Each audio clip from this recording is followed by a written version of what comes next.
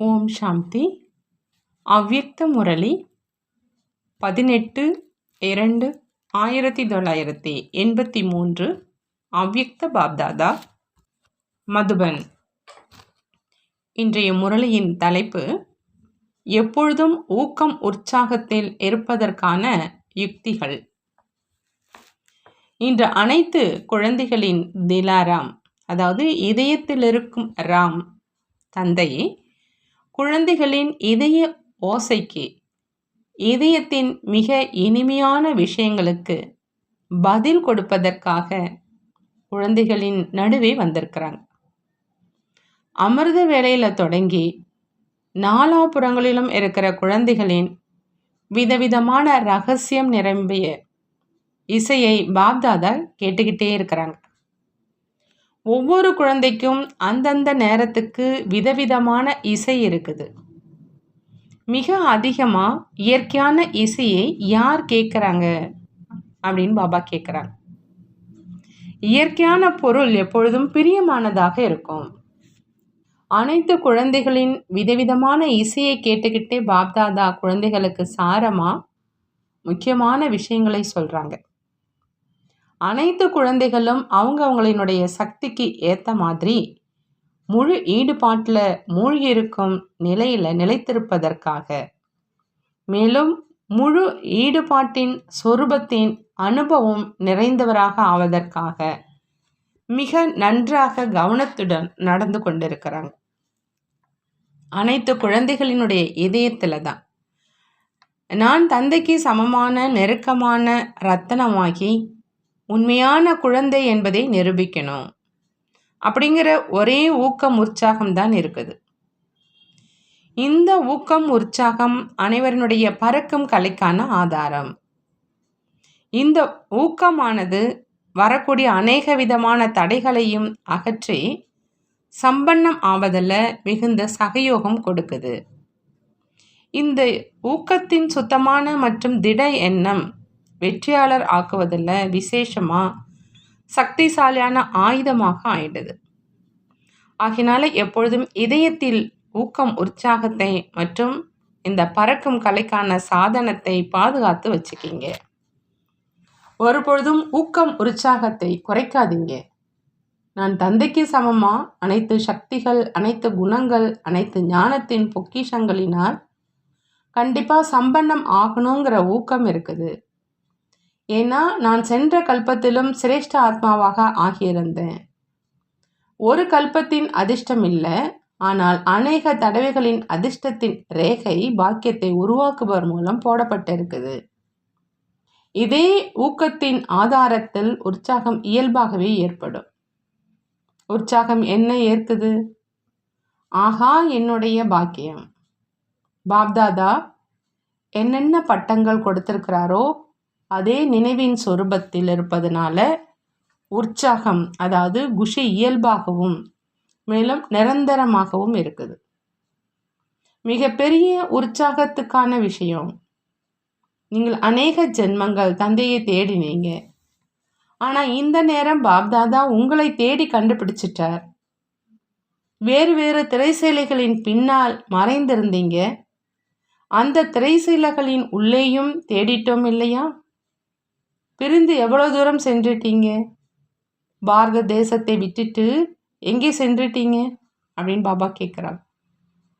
தர்மம், காரியம், தேசம், பழக்க வழக்கம், அப்படி எத்தனை திரைசீலைகளுக்குள்ள வந்துட்டீங்க.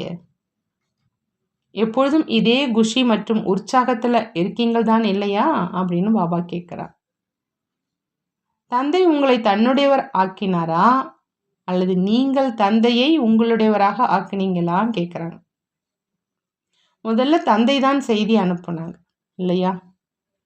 தெரிந்து கொள்வதில் ஒவ்வொருவரும் ஒவ்வொரு நேரத்தை எடுத்துக்கொண்டாங்க. எப்பொழுதும் ஊக்கம் உற்சாகத்தில் இருக்கும் ஆத்மாக்களுக்கு ஒரு பலம், ஒருவர் மேல் நம்பிக்கை என்று இருக்கும் குழந்தைகளுக்கு, தைரியமுள்ள குழந்தைகளுக்கு தந்தையின் உதவி எப்பொழுதும் அனுபவம் ஆகிட்டே இருக்குது. கண்டிப்பா நடக்கணும் என்றிருப்பது தைரியம். இதே தைரியம் காரணமா தந்தையின் உதவிக்கு இயல்பாகவே பாத்திரம் ஆகிடுறாங்க. மேலும் இதே தைரியத்தின் எண்ணத்தின் எதிரில் மாயா தைரியமற்றவராகி போயிடுது. நடக்குமா அல்லது நடக்காதா என்று தெரியல, என்னால் செய்ய முடியுமா அல்லது இல்லையா என்ற மாதிரி எண்ணத்தை வைப்பது அப்படின்னா மாயாவை வரவழைப்பது. எப்போது வரவழைச்சிங்க அப்படின்னா ஏன் மாயா வராது? இந்த எண்ணம் வருவது அப்படின்னா மாயாவுக்கு வழி கொடுப்பது. எப்போ நீங்கள் பாதையே திறந்துட்டீங்க அப்படின்னா மாயா ஏன் வராது? அரை கல்பம் அன்பு வைத்திருப்பது வழி கிடைத்தவுடன் எப்படி வராமல் இருக்கும்? ஆகையினால எப்பொழுதும் ஊக்கம் உற்சாகத்தில் இருக்கும் தைரியமுள்ள ஆத்மா ஆகுக. உருவாக்குபவர் மற்றும் வரமளிப்பவர் தந்தையின் சம்பந்தத்தில் குழந்தையாக இருப்பவரிலிருந்து எஜமானனாக ஆகிட்டீங்க. எந்த கஜானாவில் இல்லை என்ற பொருளே இல்லையோ அந்த அனைத்து கஜானாக்களின் எஜமானன் ஆகிட்டீங்க. அந்த மாதிரி எஜமானன் ஊக்கம் உற்சாகத்தில் இல்லை அப்படின்னா வேறு யார் இருப்பாங்க? நானே தான் இருந்தேன், நானே தான் இருக்கிறேன், மேலும் நானே தான் இருப்பேன் அப்படிங்கிற இந்த ஸ்லோகன் எப்பொழுதும் புத்தியின் நினைவில் இருக்கணும். நினைவு இருக்குதான் இல்லையா? இந்த நினைவு தான் உங்களை இங்கு வரை கொண்டு வந்திருக்குது. எப்பொழுதும் இந்த நினைவு இருப்பதாக ஆகுக அப்படின்னு பாபா சொல்றாங்க. நல்லது. இன்றோ அனைத்தையும் விட தொலைதூர தேசத்தில் வசிக்கும், தொலை தூரத்தில் இருந்து வந்திருக்கும் இரட்டை வெளிநாட்டு குழந்தைகளை விசேஷமாக சந்திப்பதற்காக வந்திருக்கிறோம். பார்க்க போனால் பாரதத்தின் குழந்தைகளும் எப்பொழுதும் அதிகாரிகள்தான். இருந்தாலும் வாய்ப்பு அளிப்பவராகி வாய்ப்பு கொடுக்குறீங்க. ஆகினால இன்று வரையிலும் பாரதத்திலும் பெரும் வள்ளலாகும் பழக்க வழக்கம் இருக்குது. அனைவரும் அவரவர்களின் ரூபத்தில் உலக சேவையின் மகா யாகத்தில் சகயோகம் கொடுத்தீங்க. ஒவ்வொருவரும் மிகவும் ஈடுபாட்டுடன் மிக நல்ல பங்கை செஞ்சீங்க. அனைவரின் ஒரு எண்ணம் மூலமா உலகின் அநேக ஆத்மாக்களுக்கு தந்தையின் அருகில் வருவதற்கான செய்தி கிடைத்தது. இப்போ இதே செய்தி மூலம் எரிய தொடங்கியிருக்கும் ஜோதி அநேகர்களுடைய ஜோதியை எரிய வைத்து கொண்டே இருக்கும். இரட்டை வெளிநாட்டு குழந்தைகள் தங்களுடைய திட எண்ணத்தை நடைமுறையில் கொண்டு வந்திருக்கிறாங்க. பாரதவாசி குழந்தைகளும் கூட அநேக பெயரை பரப்பக்கூடிய செய்தியை அனைவருக்கும் சென்றடைய செய்யும் விசேஷ ஆத்மாக்களை அருகில் கொண்டு வந்திருக்கிறார். எழுத்தாளர்களையும் அன்பு மற்றும் தொடர்பில் அருகில் கொண்டு வந்திருக்கீங்க. பேனாவினுடைய சக்தி மற்றும் வாயினுடைய சக்தி இரண்டும் சேர்ந்து செய்தியினுடைய ஜோதியை எரிய வைத்து கொண்டே இருப்பீங்க. இதற்காக இரட்டை வெளிநாட்டு குழந்தைகளுக்கு, மேலும் பாரதத்தில் நெருக்கத்தில் இருக்கும் குழந்தைகளுக்கு இருவர்களுக்குமே வாழ்த்துக்கள். இரட்டை வெளிநாட்டு குழந்தைகள் செய்தியை பரப்பும் சக்திசாலியான விசேஷ ஆத்மாக்களை அழைத்து வந்தாங்க. அதற்காகவும் அவங்களுக்கு விசேஷமான வாழ்த்துக்கள் பாபா சொல்றாங்க. தந்தையோ எப்பொழுதும் குழந்தைகளின் சேவாதாரி. முதலில் குழந்தைகள் தந்தையோ முதுகெலும்பாக இருக்கிறார் இல்லையா? எதிரில் மைதானத்திலோ குழந்தைகள் தான் இருக்கிறாங்க. உழைப்பு குழந்தைகளினுடையது, அன்பு தந்தையினுடையது. நல்லது. அந்த மாதிரி எப்பொழுதும் ஊக்கம் உற்சாகத்தில் இருக்கக்கூடிய, எப்பொழுதும் பாப்தாதாவின் உதவிக்கு பாத்திரமான தைரியமுள்ள குழந்தைகளுக்கு, எப்பொழுதும் சேவையின் முழு ஈடுபாட்டில் மூழ்கி இருக்கக்கூடிய, எப்பொழுதும் பாப்தாதாவின் உதவிக்கு பாத்திரமான தைரியமுள்ள குழந்தைகளுக்கு, எப்பொழுதும் சேவையின் முழு ஈடுபாட்டில் மூழ்கி இருக்கக்கூடிய, எப்பொழுதும் தனக்கு பிராப்தி ஆகியிருக்கும் சக்திகள் மூலமாக அனைத்து ஆத்மாக்களுக்கும் சக்திகளின் பிராப்தியை செய்விக்கக்கூடிய அந்த மாதிரி தந்தையின் எப்பொழுதும் அதிகாரி மற்றும் குழந்தையாக இருப்பவரிலிருந்து எஜமானன் ஆகும் குழந்தைகளுக்கு பாப்தாதாவின் விசேஷமான சிநேகம் நிரம்பிய அன்பு நினைவுகள் மற்றும் நமஸ்காரம் செய்கிறாங்க. நாமும் நம்மளுடைய பாப்தாதாவுக்கு அன்பு நினைவுகள் மற்றும் நமஸ்காரம் செய்வோம். ஜானகி தாதியோடு அவ்யக்த பாப்தாதா சந்திக்கிறாங்க. நீங்கள் தந்தைக்கு சமமானவர் ஆகுக அப்படிங்கிற வரம் பெற்றவர் தான் இல்லையான்னு கேட்குறாங்க பாப்தாதா. நீங்கள் இரட்டை சேவை செய்கிறீங்க. குழந்தையின் மன சேவையின் வெற்றி மிக நன்றாக தென்படுது. நீங்கள் வெற்றி சொரூபத்தின் பிரத்யக்ஷ சொரூபம். அனைவரும் தந்தையுடன் குழந்தையின் மகிமையும் பாடுறாங்க.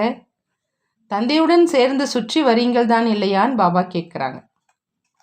நீங்கள் சக்கரவர்த்தி ராஜா, இயற்கையை வென்றதின் பங்கை மிக நன்றாகவே செஞ்சிட்ருக்கீங்க. இப்பொழுது எண்ணத்தின் மூலமாகவும் சேவையினுடைய பங்கு மிக நன்றாகவே நடந்து கொண்டு இருக்குது. நடைமுறை நிரூபணம் நன்றாக இருக்குது. இப்பொழுதோ பெரியவர்கள் அதிகமாக வருவாங்க. வெளிநாட்டிலிருந்து செய்தி பாரதவாசிகள் வரை வந்தடையும். அனைத்து வெளிநாட்டு குழந்தைகளும் சேவையின் ஊக்கம் உற்சாகத்தை மிக நன்றாகவே நடைமுறையில் நிரூபித்து காண்பிச்சிருக்கிறாங்க. ஆகையினால அனைவரின் தரப்பில் இருந்தும் உங்களுக்கு மிகுந்த வாழ்த்துக்கள். நல்ல மைக்கை அழைத்து வந்திருக்கீங்க. நினைவு சொருபமாகி சேவை செஞ்சீங்க.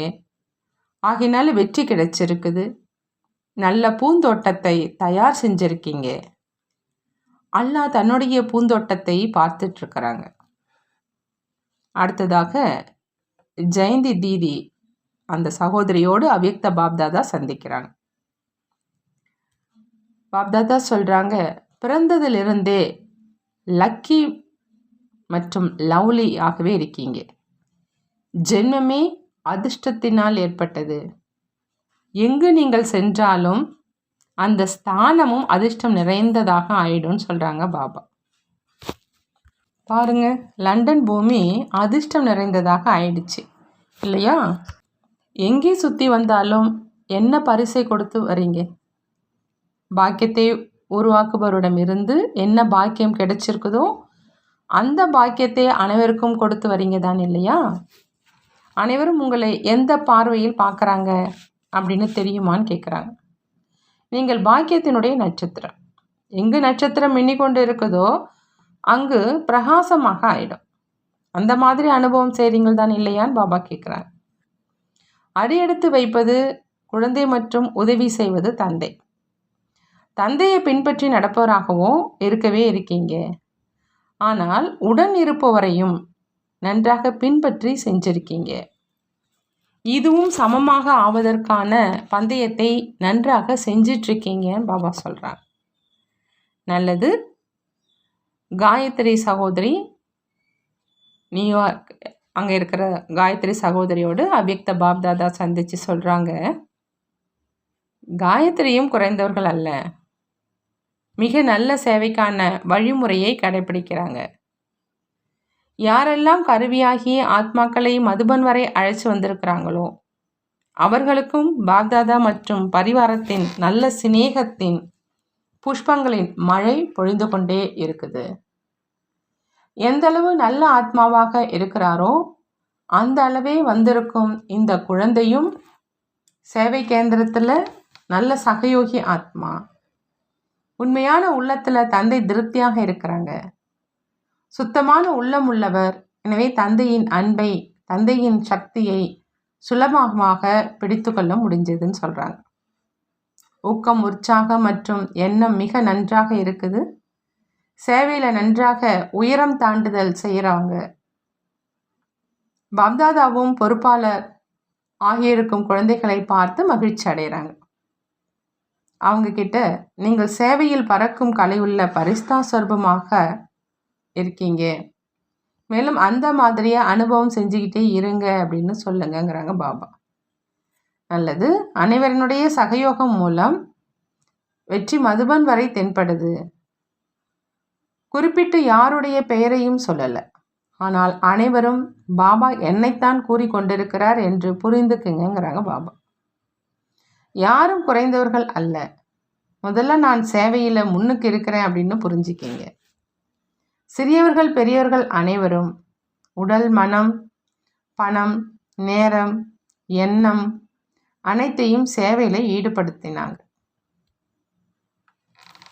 அடுத்ததாக சகோதரர் முரளி மற்றும் சகோதரி ரஜினியோடு அவ்யக்த பாப்தாதா சந்திக்கிறாங்க.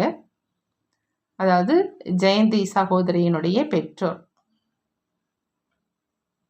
சகோதரர் முரளி மற்றும் சகோதரி ரஜினி.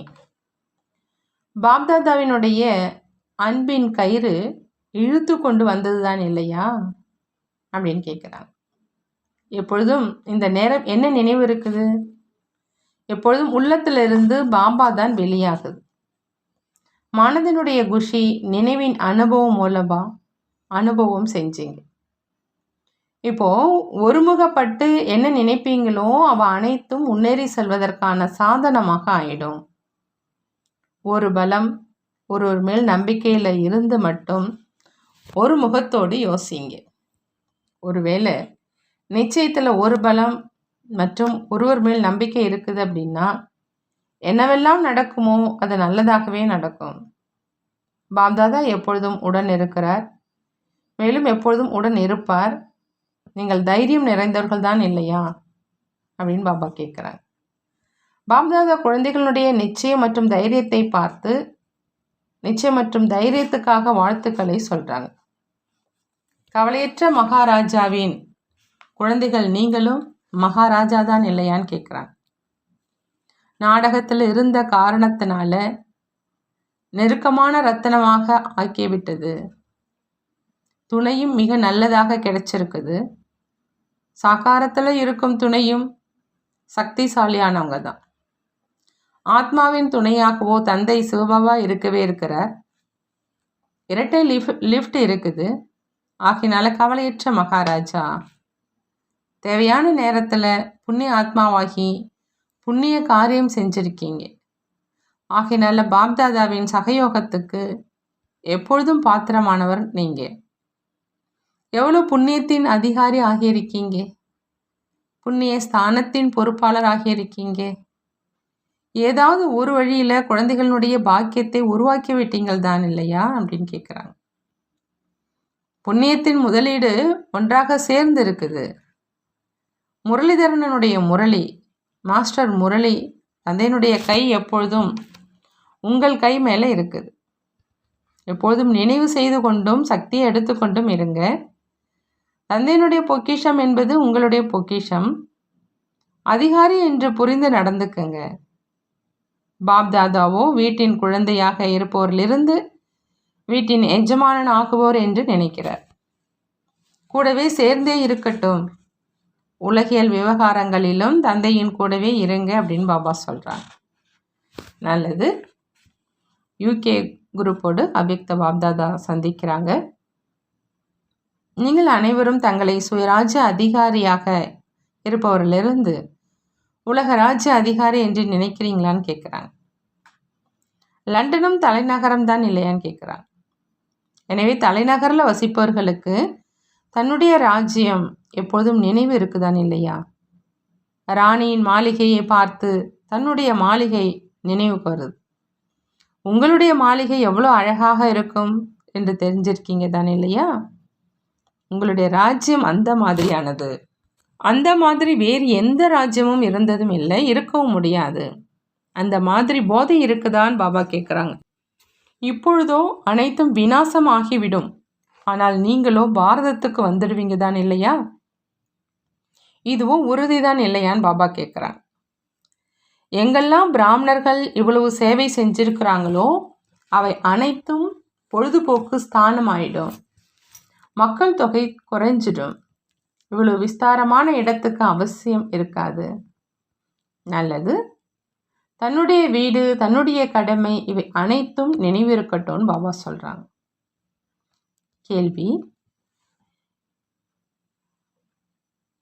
எப்பொழுதும் முன்னேறி செல்வதற்காக வழி என்ன அப்படின்னு கேட்குறாங்க. பாபா பதில் சொல்கிறாங்க, ஞானம் மற்றும் சேவை. எந்த குழந்தைகள் ஞானத்தை நல்ல முறையில் தாரணை செய்கிறாங்களோ, மேலும் சேவை செய்வதற்கான ஆர்வம் இருந்து கொண்டே இருக்குது என்றால் முன்னேறி சென்று கொண்டே இருப்பாங்க.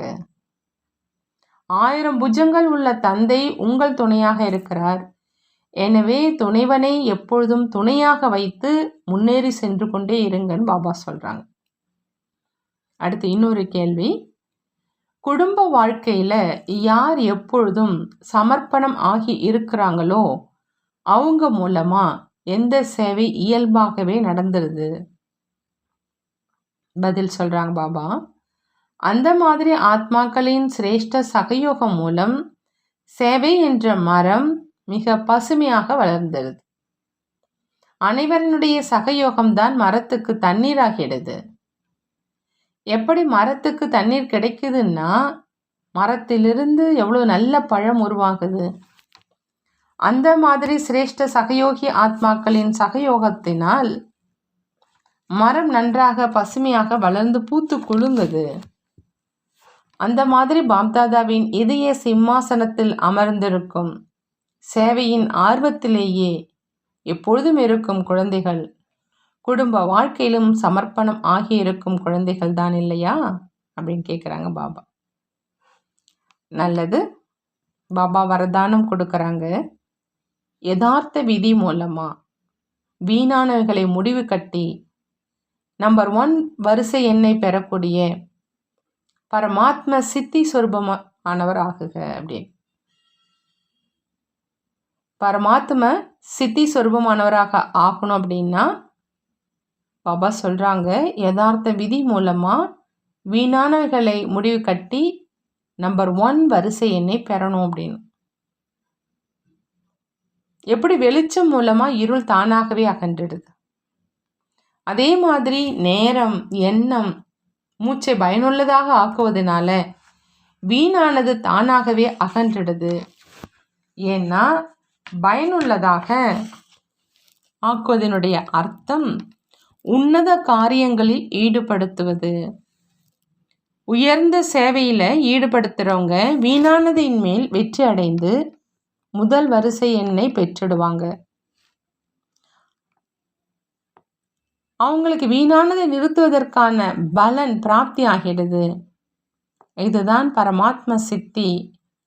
அந்த ரித்தி சித்தி செய்பவர்கள் அற்பகால அதிசயம் செஞ்சு காண்பிப்பாங்க. மேலும் நீங்கள் யதார்த்த விதி மூலம் பரமாத்ம சித்தியை பிராப்தி செய்கிறீங்கிறாங்க பாபா. ஸ்லோகன், அபகாரம் செய்பவர்களுக்கும் உபகாரம் செய்பவர்தான் ஞானஸ்வரூப ஆத்மா. ஞானஸ்வரூப ஆத்மாவாக இருக்கிறவங்க அபகாரம் செய்பவர்களுக்கும் உபகாரம் செய்வாங்க. நல்லது. ஓம் சாந்தி. நன்றி பாபா, நன்றி.